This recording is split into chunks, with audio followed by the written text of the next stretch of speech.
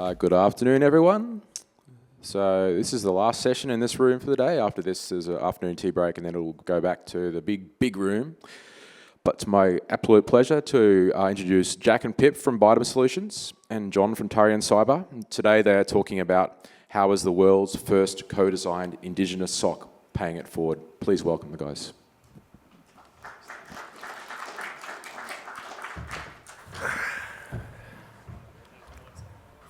Do you want to see?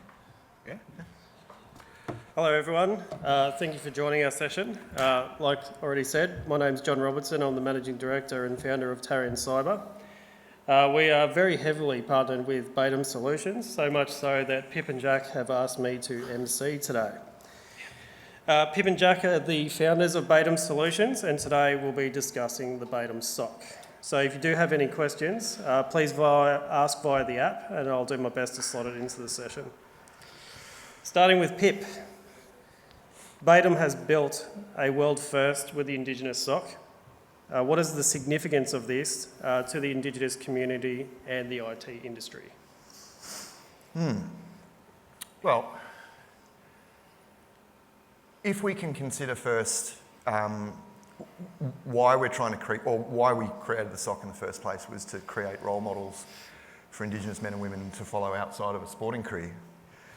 And I guess the significance of what we're trying to do is to almost take a saying from Jack's culture is, if you can see it, you can be it. So given our geopolitical context and where we sit in relation to the rest of the world, we are a very isolated island, and we're facing a very diverse and inclusive threat landscape. And in my belief is that if we approach that threat landscape with a homogenised white male way of problem solving, we're simply missing threats that we are not programmed to pick up. So creating the world's first Indigenous co-designed security operations centre was an easy choice for Jack and I after doing some research, and harnessing what Australia enjoys in our society by having the oldest connection to culture right here in our backyard.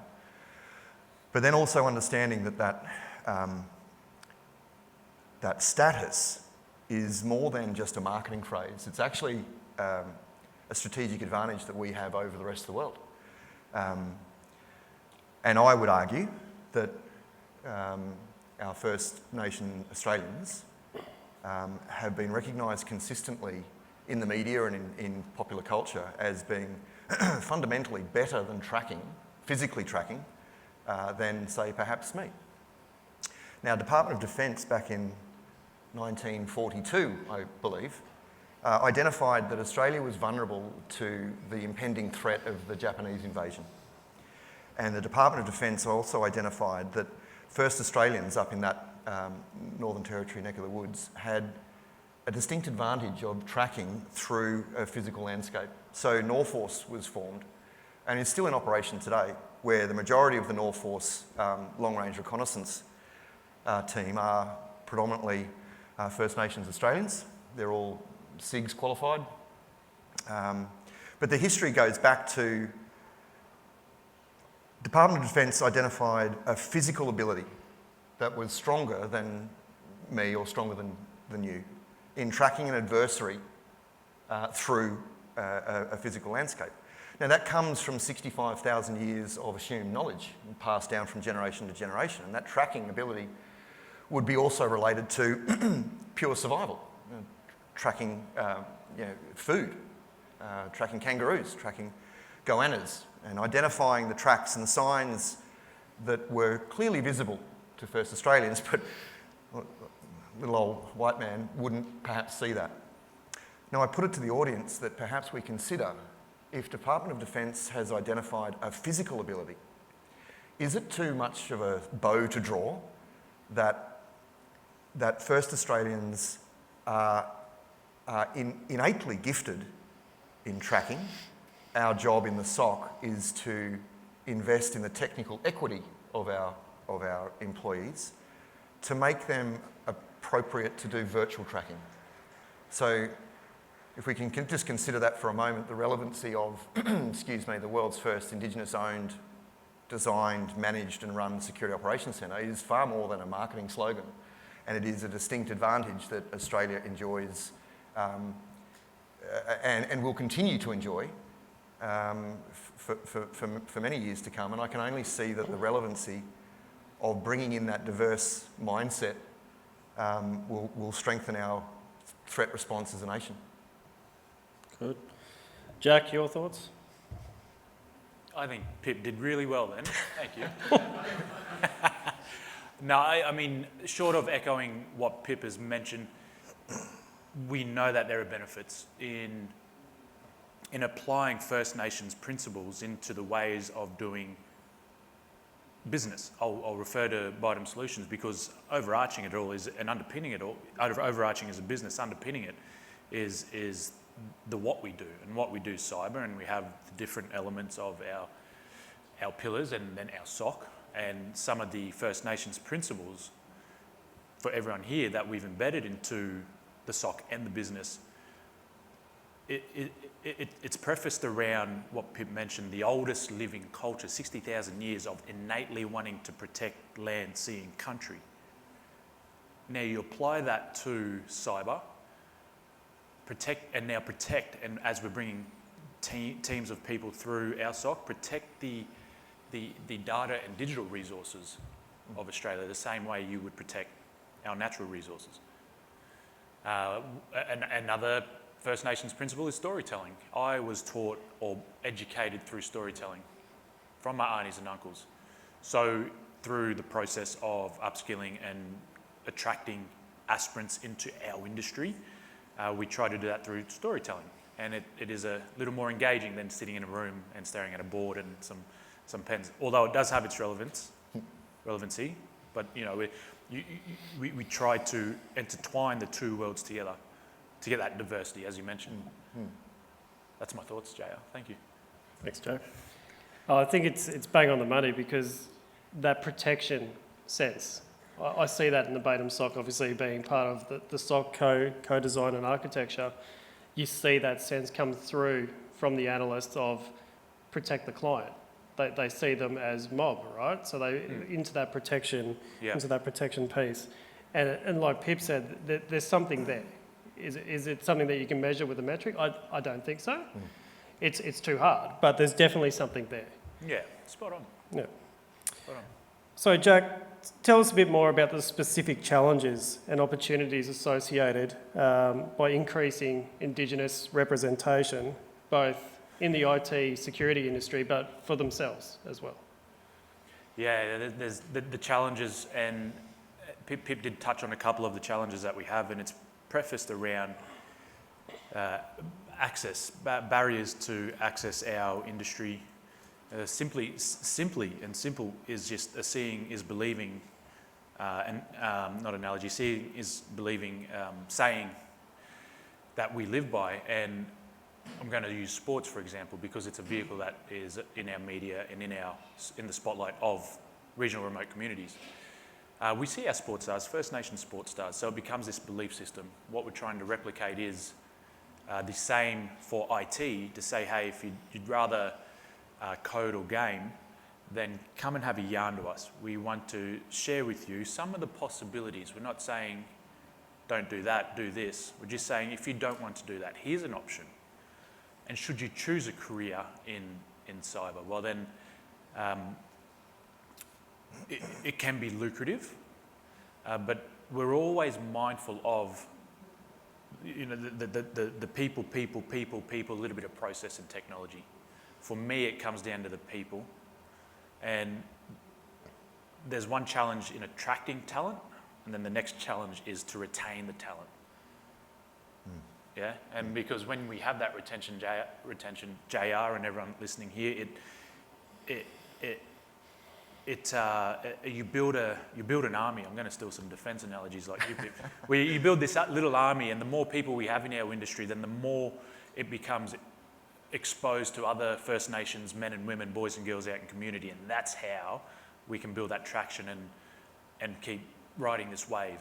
And the SOC that we've built is prefaced or built upon these fundamental ways of doing what we do a little differently compared to other socks out there. I think also just on that, Jack mentioned around retaining talent is not unique to, or it's not a unique concept to anyone in this room. It's very difficult, particularly when we see the brain drain coming out of government and into private sector and then back in again. Part of our role within BIDEM is slightly different from other employers and slightly different from other SOCs that you would be familiar with. The idea that we speak about is if you can see it, you can be it in the industry. And if we use sports as an analogy, the top performing sports stars that are First Nations Australians represent 1% of the community. Now, the other 99% that is not represented, it's not a good story. And that's why the federal government has invested in this, or you may be aware of it, but it's the Closing the Gap report that comes out each year. And repeatedly, the gap is widening. So when we consider First Nations sports stars at that elite level or black excellence, as we commonly refer to it, we then can be seduced in thinking that everything's right in the world because we've got the Jonathan Thurstons and the Mark Ellas and the Sammy Thaidays that comes from Torres Strait. But then when we cast our eyes slightly to the left, we can see a community that is the gap in healthcare is widening. The statistics, sadly, is that my life expectancy is 10 years greater than the gentleman sitting next to me.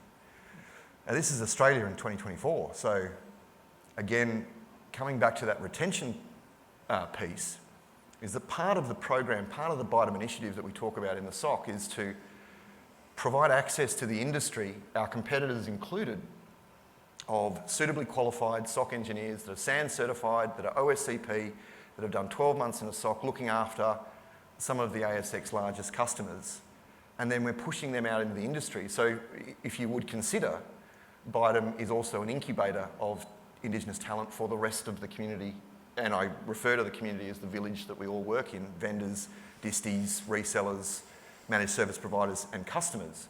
Because then if we do our job well, and if we can push that talent out into the industry and they end up working for Rio or BHP or ANZ Bank or Google or whoever it is, then again, in our own very small way, we're creating instances of Indigenous excellence in cyber. Now, what COVID taught us both when we launched BIDEM was that it was this sort of almost like a rhetorical question. As an island nation, we import most of our technical talent. Historically, we import a lot of our talent from the subcontinent. But what do we do when the planes stop flying? How do we behave as an independent nation when we don't have access to those critical and fundamental skills that are in dire shortage in this cyber industry? And Jack and I are of the firm belief that we need to invest in our own backyard, and we're going to enable and empower the next generation of Indigenous cybersecurity warriors to plug that very real, gaping and very obvious gap in the market. Oh, that's good. Well, let's unpack that a bit further. So let's go to hypothetical. We've spread the word. We've hooked the attention of a First Nations individual that wants to enter cyber. Jack, what does that journey look like from the individual then skilling up in the SOC and then moving into industry? What does that look like? You use the word journey, so it has to be exactly that. I like to say voyage because journey's been used too much, that word, JR. Voyage. Anyway, it still requires support. We have to wrap support around people. I am a people-focused person, not to say Pip isn't, it's just... Yeah, I'm not. Well, we are just... But seriously, it is around people and wrapping around that support because of the retention element that I touched on, JR. I mean, how's it look? Everyone has a different journey. Everyone has a different voyage. I mean, mine, personally, I was one of the statistics of the sporting analogy. All I wanted to be was a sports star. I blew my knee out, so that cut my professional career. I didn't have a professional career. Well, you did sign with the Roosters when you were 17. I don't share that. Anyway, it was, but that's the level I got to, and then you know all the eggs in that basket. So then, I pivot to another industry, and that works, and you learn your skills there, and then I pivot to another industry and learn the skills there.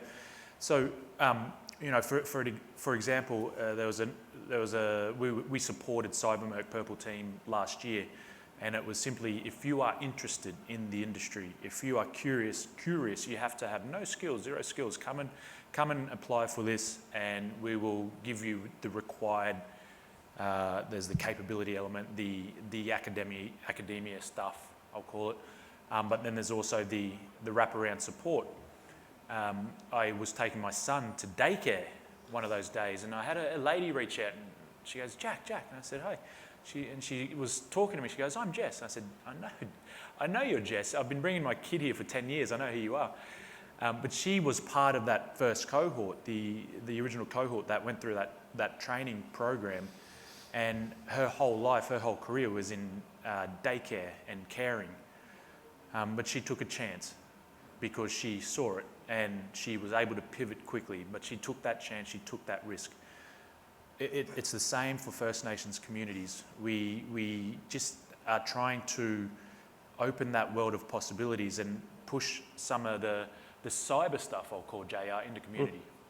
If I can take two more minutes, for example, we assisted a Yarrabah Indigenous health organisation, quite regional, remote area. The access to connection is, it's negligible. We come in and assisted with safe and secure connection. On or during the cutover of doing all that stuff, we have, where we can, we'll always try to bring mob or First Nations boys and girls to complete that cutover.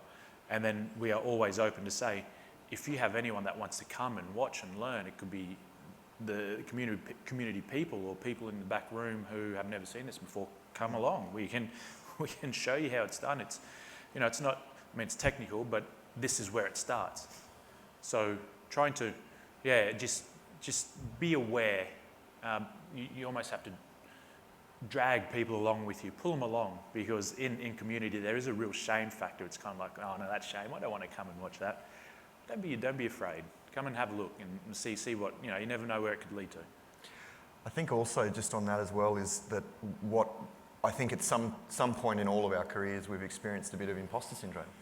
Of course. Like why am I in the industry? Where are my skill sets? How do I transition from New South Wales Police into a cybersecurity consultancy? But we have to give encouragement, and Jack and I talk about the difference between fear, uncertainty and doubt and what we refer to as faith, hope and love.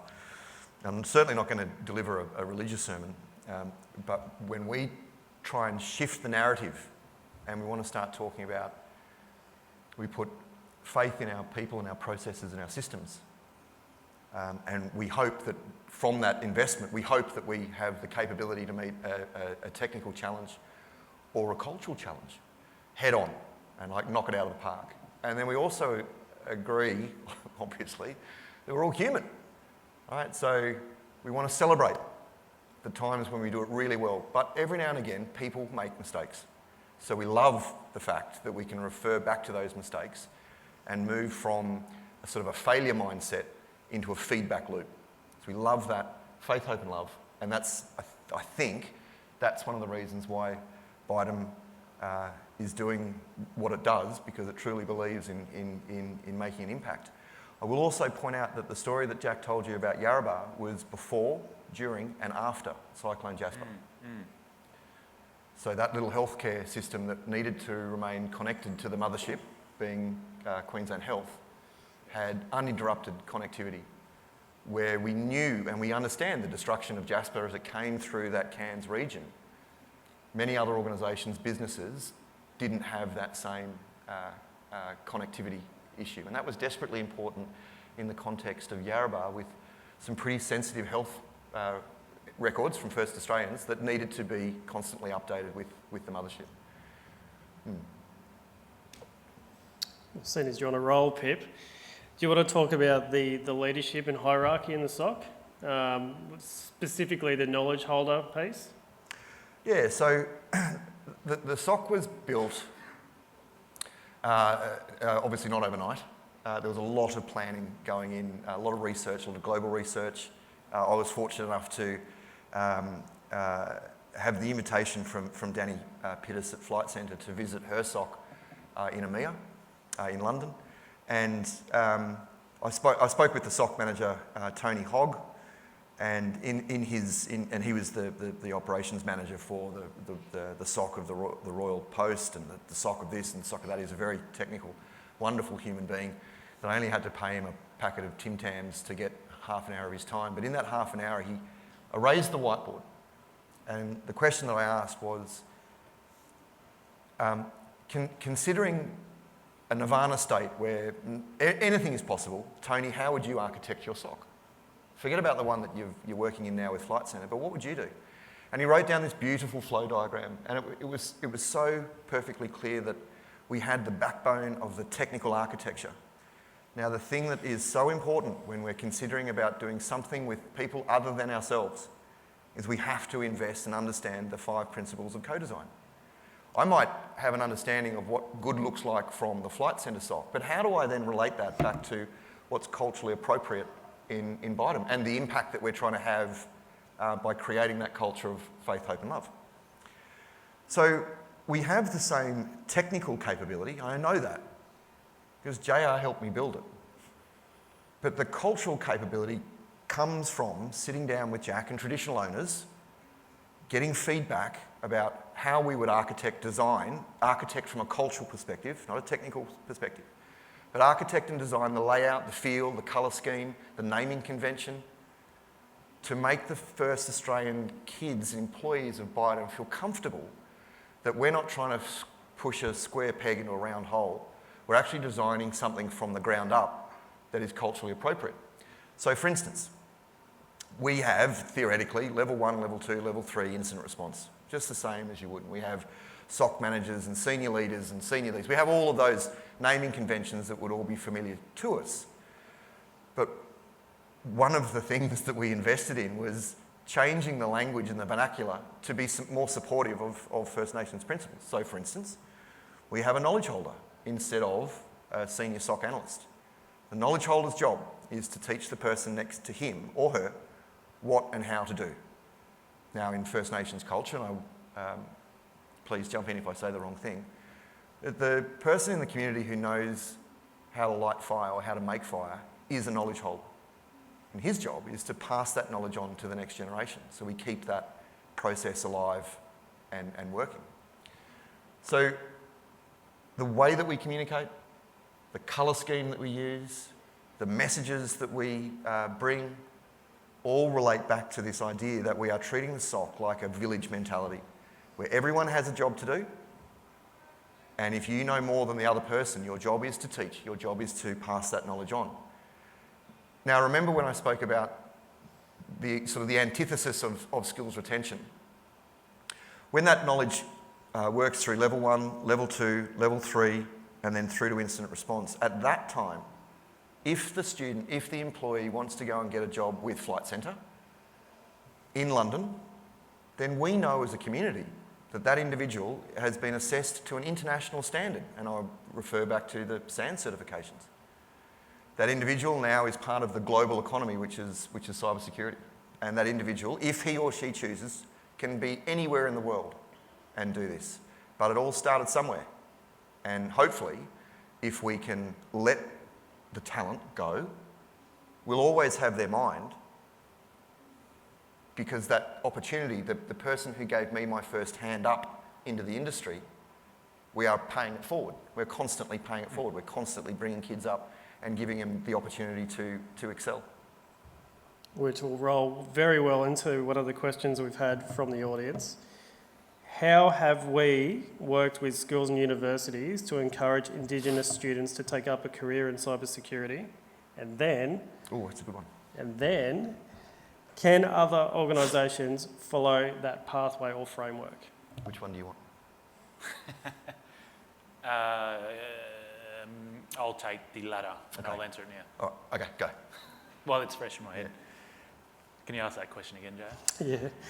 How can other organisations follow the pathway and framework that Bidem are using? Yes, it's it's a blueprint we have, right? That's what it is, a blueprint. You can replicate it, you can take it, you can use it.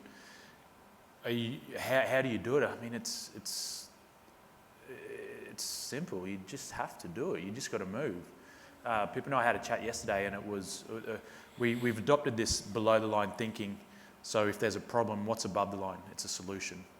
If you're stuck, what's the solution? Well, you got to keep moving. So you simply just have to adopt it. What I will mention though is that I have observed that there seems to be various different programs all doing the same thing, which I love because it means we're all trying to get the message out. But if we could work in a little bit of unison and work together, I think we could, again, like the village, we could capture more of that opportunity and outcomes that we want to achieve around talent, First Nations and non-Indigenous Australians and whoever's interested. I mean, at the end of the day, right, it's about personal security. While we're here, we can support organisations, but personally, we're trying to also protect us and individuals in our nation. Well, what we do at the end of a JR around pushing students out to other organisations, I mean, that's the paying it forward part. That's just doing it unconditionally, expecting nothing in return. That's what that is. And we should all adopt some sort of or some form of that nature. Good answer. Thank you. So the question from the audience was specifically related to the university stuff that we do. Okay. Well, if we just sideline the SOC for a moment, and Bidem is a profit for purpose business. 52% of our profit goes back into supporting the people that we represent. Now, I'm not one of those people. I'm a non-Indigenous Australian. I just genuinely give a shit about the industry and the country that I work in, and I'm trying to enable other non-Indigenous Australians to think positively about the opportunities that are right there in front of them and have been since colonialisation. So if we think we've got a business that's profit for purpose and we're trying to encourage pathways, and university pathways are but one river or one stream to the ocean. We've got the university pathway, we've got TAFE pathway, we've got international certifications, and then we might have assumed knowledge, on-the-job knowledge. But the university pathway one for us was an easy one to think about when, again, we're trying to create, at the core of Bidem, we're trying to create role models outside of sport. We were the first business in Queensland University's 111-year history to provide a lifetime scholarship for First Nations STEM students. Now, that doesn't mean that those STEM students on graduation come and work for Bidem. They might and go and work in Rob Champion's team. That's good, because we are in this game to affect positive diversity inclusion outcomes for all of us to enjoy. We followed that up very quickly with a lifetime scholarship at ANU to be reflective of the commerce that Bidem in Queensland, headquartered in Queensland, no office in Canberra. And there is a saying in Canberra, for those of you who are from that cold place, you don't do business in Canberra unless you've got boots on the ground. Has anyone heard that before? Right, I call bullshit. And I said, Bidem does business in Canberra because our boots in Queensland are better than those boots on the ground. But a way of paying it forward to the community in Canberra was, again, aligning to a university's already existing Indigenous school. I'd want to say school, or there's a correct term. Yeah. And we introduced ourselves to a beautiful lady called Auntie Ann Martin, AO, and she was the chairwoman of NAIDOC. Correct. For 15 years. And we came up to her with this damn full idea about providing a scholarship for her students. If one of her students wants to become a maths teacher or an engineer or something that needed a degree, then we would be the ones to provide that financial security blanket so we get the kids matriculating through and not dropping out. But then consider that not all Indigenous kids want to go to uni. And I'll give you a shocking statistic, that 50% of every Aboriginal and Torres Strait Islander kid enrolled in school will not complete Year 9. Now that's a really emotive and disappointing statistic that we are trying to combat through education in the school system, starting really young, because we've got to catch the kids before they decide that the sort of the Western classroom is not designed for their way of learning. Lots and lots of storytelling. Jack and I met this girl from Larrakia. She's a Larrakia woman, which is up in Darwin. And like 50% of her cohort, she didn't complete Year 9. She didn't drop out. She just decided that the classroom for her was something that she refers to as a death by 1,000 paper cuts. She was put into English as a second language purely because of the colour of her skin. And then she was always deemed a troublemaker because the way this little girl's also on the neurodiverse spectrum, the way that she wanted to learn wasn't what was being taught. And it was, almost like paint by numbers. And this little girl's creative mind wasn't ready for that. So she didn't complete Year 9. She went home and, like many nerds, will hopefully find this analogy familiar, immersed herself into the online gaming world. That gave her comfort. Her virtual world was an infinite yes. Her real world was an infinite no. So she fell in love with those like choose your own adventure, sort of Elder Scroll kind of games. She logged onto YouTube one night and taught herself a new language, which was Python. And then she created some rudimentary games of her own. Remember, this little girl didn't complete Year 9. She applied for a games design course at RMIT and she was accepted. She transferred halfway through to a hardcore computer science degree, graduated with honours from the Dean, and then started to apply for jobs in security operations centres. Now, I don't know about you guys, but if we're applying to, say, the big end of town, the banks, the mines, they have recruitment agencies that look for keyword searches. And we're talking about thousands of CVs a day go into these highly coveted positions in security operations or security analyst or security whatever. Now, the recruiter doesn't have the time to read each individual CV, keyword search. And when there's no C acronym after that individual, there's no CISP or CISM or CRISC, there's no SANS, there's no AUSCERT, there's no this and that. And these industry certifications are indeed a barrier to entry. Show me a kid that's got 15 grand to drop on a SANS certification without the guarantee of employment. Right, and I'll probably show you a group of kids that live in Fig Tree Pocket that stay at home with mum and they can afford that. But then we start talking about attracting talent from regional remote communities where food insecurities are a real concern. The learning environment is perhaps not as conducive as what we would expect. So she got knocked back. And if we get knocked back 3 or 4 times, we want to give up. And just before she gave up, she got in contact with Jack and I through the 2 fastest social media things known to man, which is the Courier Telegraph or the Murray Grapevine. And these are kids and adults texting. It's faster than Facebook. It's faster than CRN articles. And we met this little girl, beautiful kid, lovely, lovely lady.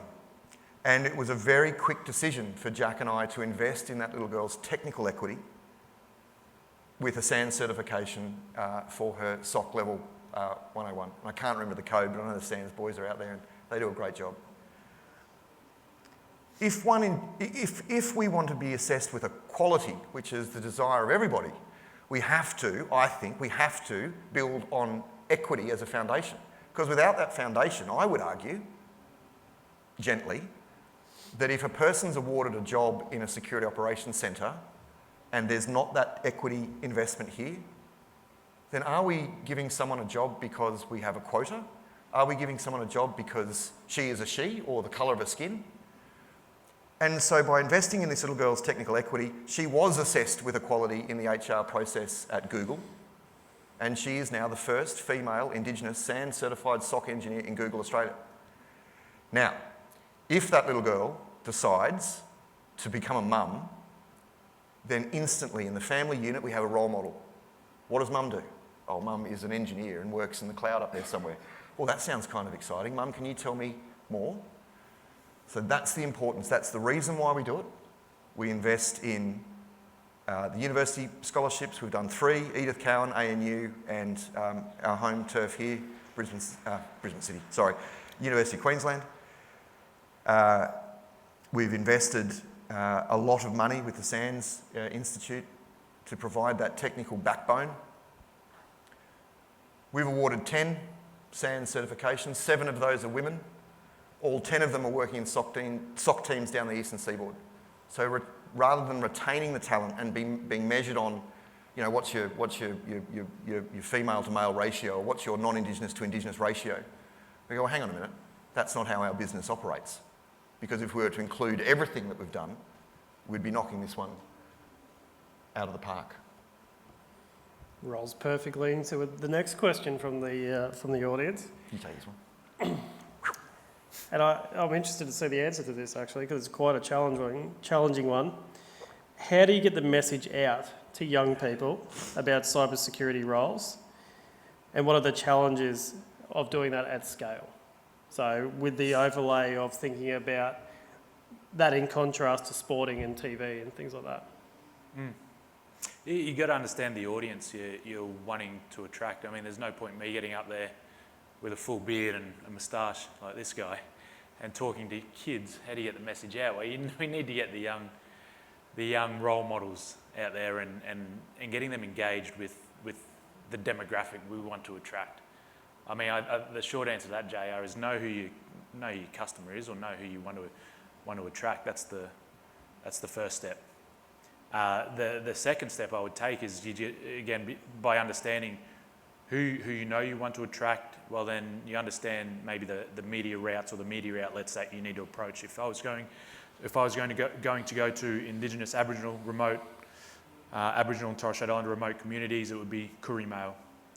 It would be partnering with an organisation, which we are, such as Deadly Choices, because although they're not cyber specific, they are a brand and a commodity within communities. So how do we raise awareness in those communities? Well, we use or partner and work together in getting that awareness out there. Once the message is out, then we need something. There needs to be something for the young boys, girls, men and women to then embark on the journey, JR. And what is voyage. that? The voyage. Voyage. Thanks, mate. Yeah. So the voyage. Yeah. What's the voyage? And is it a Cert 4 in cyber and TAFE, or is it we know there's a range and a gamut of micro certifications, and we know that in our industry it's not just, you know, we have cloud, we have firewalls, we have endpoints. You know, there's all these different technologies that you can leverage or work with to gain some sort of skill. So what's the voyage you want to take? And then the nirvana is, well, certification, capability, and off you go. In short, yeah. The other part of that puzzle, or that question is, yes, the next step is also ensuring that we've got clear employment pathways. Yeah. Do you remember when we were down in Canberra when Uncle Ken Wyatt was the Minister for First Australians, and we were talking about this certification dilemma in Tennant Creek. And he was sharing a story with us, storytelling. And he said, Pip and Jack, at Tennant Creek, we have the most highly certified forklift operators and warehouse operators for our first kids in Tennant Creek, but there are no warehouses. So when we're looking to apply a certification or an educational strategy, we have to align that up with organisations who are proactively searching for that skill set. So if we can link the attraction with the certification and investment, the next piece of the puzzle is the responsibility of the government, Rob, and I know you're very passionate about this, but it's not the government's responsibility to be the safety net. That's where industry needs to step up. That's where other providers of cybersecurity services need to step up, because the last thing that we want to do is to create that paradigm that exists in Tennant Creek. You know, after Uncle Ken told us that story, we've got all of these wonderfully certified kids with no jobs, because that's just going to make matters worse. Cool. We've probably only got one time for one more question. It's a cracking one, and I'll have a crack at answering it, and then I'll pass it to you boys for closing. Go for it. Do you offer more remote work than average to keep young workers in their country? The short answer to that is yes, we do. With the emergence of better connectivity via Starlink and things like that, you've got the ability to have people train and retain in country, in community, I think, a lot more than what we have in previous years. So that the ability is then there to learn, but also stay in community, but earn in community as well. Your thoughts? Spot on. Well, it's going to affect that the intergenerational wealth, the circular economy that we're trying to. Sorry, that we're not trying to. We're trying. We're already contributing to the circular economy. There are many careers that mean that we have to come to a university to be certified. Engineering is one. Where we're taking kids, all kids, not just First Nations kids, but all kids will come to a centre like Brisbane to be educated, to get a degree, to get a job. But the beautiful thing about cyber, that I think, and one of the barriers that we can knock down pretty fast, is with the connectivity, with the certifications, kids can learn on country, earn on country, stay on country. I'll just add my bit to that is understand everyone here. So I am a cultural man, and there is an interconnectedness between my physical well-being, mental well-being, and spiritual well-being. All right, the idea around keeping mob on country to learn on country, earn on country, work on country is because they are stronger on country. The connection to the land, sea, and country is what drives the culture of people in a community. So when we are, and to answer that question, when we go and work with the likes of Yarrabah, or I'm from a small island known as Badu Island in the Torres Straits, or Zenith-Kes, which the local people call it, the connection and safe, secure connection is scarce, or it's a little unreliable. So when we come in with Starlink, it's given us that ability to go, okay, now you're connected. It's a two-way street. Now be aware, be wary. And we have that opportunity to educate and address that while on country. That's the powerful part. Yeah, if I got to emphasise that, there's nothing more powerful. Once you take a kid off country, we get homesick. We become ill. Keep it on country. That's the best way. That's the best solution I see. So we're working towards it. We're getting there. Wise words from the Indigenous entrepreneur of Australia, who lives right here in Brisbane. Thanks, mate. Thank you. Closing statements, gents. Closing messages. It's been a challenge. You got 2 minutes. Yeah, 2 minutes. It's been a challenge, but I think what we are trying to do, and not trying to do, I keep saying that word, what we are doing is we're improvising, we're adapting, we're overcoming, we're building resilience. We're setting the bar of what good looks like to a new standard. And we hope that others in the industry follow that standard. You don't have to do what we do, but give back. Give a business outcome and a social outcome at the same time. And that way we'll all be, in a much more inclusive and supportive and loving ICT community in Australia. Yeah, that's a good one. Short of coming and working with us. Yep. All seriousness though, we are time-stamped. So this solution that we're working towards will be in generations' time, but we're starting now to leave a legacy. I mean, the lifetime scholarships that Pip mentioned is in perpetuity. So when we are all, but nothing than dust in the wind, year after year after year after year, there'll be a student that received the Biden Solutions Scholarship. Now we can talk about intergenerational wealth. All right, it's going to be generations, but we're starting now, and that's the idea and the impact that we're trying to drive at Biden Solutions. So I would finish with, remember, you are time-stamped. If you want to make a change, now is the time to do it. Very good. All right, well, thank you, everyone. Any further questions, please throw them on the app, and we'll do our best to answer those as they come through. Please join me in thanking Jack, John and Pip. Got some little gifts here. Great mission, guys. Great messages too. Thanks, mate. Thank you. Thanks very much. Thanks, mate.